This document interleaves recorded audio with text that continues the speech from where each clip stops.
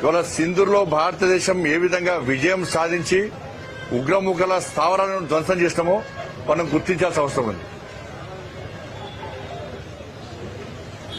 ఇవాళ కరీంనగర్లో కూడా జిల్లా కలెక్టర్ గా ఒక మహిళా కలెక్టర్ పమేలా సత్పతి గారు ఉన్నారు కాబట్టి ఇవాళ కరీంనగర్ జిల్లాలో ఇవాళ అనేక కొత్త కొత్త సంస్కృతిని కొత్త కొత్త ఆలోచనలతో వినూత్న ఆలోచనలతో వాళ్ళ ముందుకు సాగే ప్రయత్నం చేస్తున్నాం. వాళ్ళ గతంలో చాలా మంది మహిళలకు కుట్టు శిక్షణ కేంద్రం ఇచ్చినప్పుడు వాళ్ళకు కూడా కుట్టు మిషన్ కూడా జరిగింది.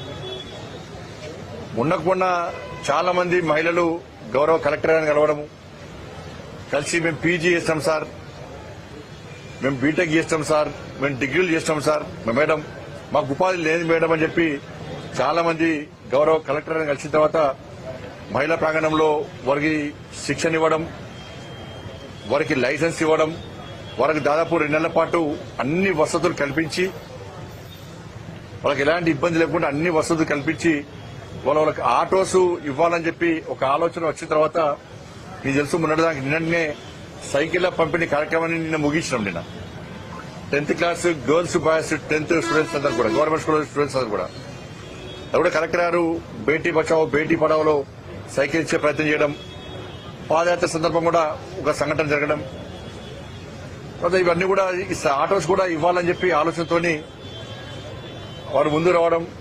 నేను గతంలో ప్రయత్నం చేసినా కానీ ఎవరు ముందు రాలే ఇద్దామని చెప్పింది.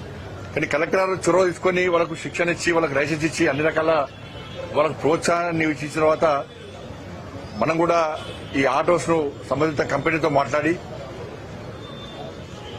సిఎస్ఆర్ ఫండ్స్ ద్వారా మాట్లాడి వాళ్ళకు ఏ ఒక్క రూపాయి కూడా వాళ్ళు చెల్లించాల్సిన అవసరం లేదు. దాదాపు 3,50,000 విలువ చేసే ఆటో, ప్యాసింజర్స్ ఆటోస్ 9, గూడ్స్ ఆటోలు కూడా. అంటే నాకు తెలిసి ఈ తెలంగాణ రాష్ట్రంలో ఎక్కడ కూడా మహిళలు గూడ్స్ ఆటోలు నడుపుతలేరు ఎక్కడ కూడా.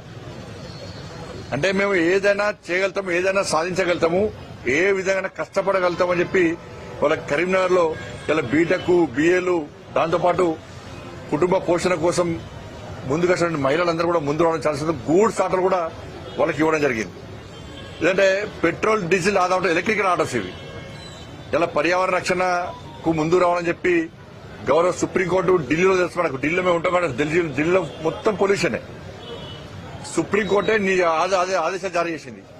ఈ పొల్యూషన్ కంట్రోల్ కోసం ఏం చేస్తారో ప్రభుత్వం చేయాలి, వాహనాల సంఖ్యను తగ్గించాలి, ఎలక్ట్రికల్ ఆటోస్ లాంటి వాటిని మనం ప్రోత్సహించాలని చెప్పి గౌరవ సుప్రీంకోర్టు పర్యావరణ విషయంలో ఆదేశాలు ఇచ్చిన తర్వాత వాళ్ళ పొల్యూషన్ తగ్గించడానికి ప్రయత్నం జరుగుతున్నాయి ఢిల్లీలో.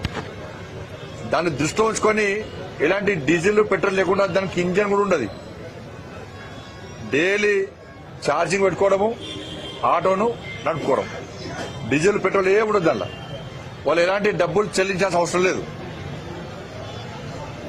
కాబట్టి ప్రసాద్ గారు హైదరాబాద్ లో వారు ఈ ఆటోలను స్పాన్సర్ చేయడం జరిగింది. దాదాపు 15 ఆటోలు ఈరోజు విఘ్నేశ్వర నవరాత్రి ఉత్సవాలు ప్రారంభమైనాయి. ఆ సందర్భంగా వారికి ఇవ్వడం. ఈరోజు ఏదంటే గౌరవ కలెక్టర్ గారి బర్త్డే కూడా ఇవాళ. వారు కూడా ఒక మంచి ఆలోచనతోని ఇప్పుడే తెలిసింది మాకు కూడా. కాబట్టి ఒక మంచి ఆలోచనతోని ఆటోలు ఇస్తున్నాం కాబట్టి తప్పకుండా మీరు వాళ్ళు ఆటోలు మంచి నడుపుకోవాలి, నిబంధనలకు అనుగుణంగా నడుపుకోవాలి. ఇక్కడ ర్యాష్ డ్రైవింగ్ కానీ ఫోన్లు మాట్లాడుకుంటూ పోవడం కానీ అవి చేయదని చెప్పి ఆల్రెడీ వాళ్ళకు చెప్పడం జరిగింది. తప్పకుండా రాబోయే రోజుల్లో ఇంకా కూడా ఇటువంటి కార్యక్రమాలు ముందు తీసుకునే ప్రయత్నం చేస్తాం. అదేవిధంగా ఇప్పుడే తెలిసింది కామారెడ్డి జిల్లా ఎల్లారెడ్డి నియోజకవర్గంలో భారీ వర్షాల వల్ల చాలా మంది ఒక ప్రమాదకర పరిస్థితిలో ఉన్నట్టు తెలిసింది. ఇప్పుడు నేను ఎన్డీఆర్ఎఫ్ అధికారులతో కూడా మాట్లాడడం జరిగింది. హెలికాప్టర్ కావాలని వాళ్ళు కోరుతున్నారు. కాబట్టి రాష్ట్ర ప్రభుత్వానికి సహకరించడానికి ఎన్డీఆర్ఎఫ్ ను కూడా అలర్ట్ చేయడం జరిగింది. రాష్ట్ర ప్రభుత్వం కూడా జాగ్రత్తగా ఉండాల్సిన అవసరం ఉంది. అందరూ కూడా ప్రజలతో కూడా వాళ్ళకి ఆపద వస్తే, ప్రమాదకర పరిస్థితి వస్తే సంబంధిత అధికారులకు సమాచారం ఇచ్చి ఎవరికి ఏ ఇబ్బంది కాకుండా చూసుకోవాల్సిన బాధ్యత కేంద్ర రాష్ట్ర ప్రభుత్వాల మీద ఉంది. కాబట్టి రాష్ట్ర ప్రభుత్వం సహకరించడానికి ఎన్డీఆర్ఎఫ్ కేంద్ర ప్రభుత్వం సిద్దంగా ఉంది. కాబట్టి ఆ కామారెడ్డిలో ఎల్లారెడ్డి నియోజకవర్గ ప్రజలను ఆదుకునే ప్రయత్నం చేస్తాం. ధన్యవాదాలు మీ అందరికీ.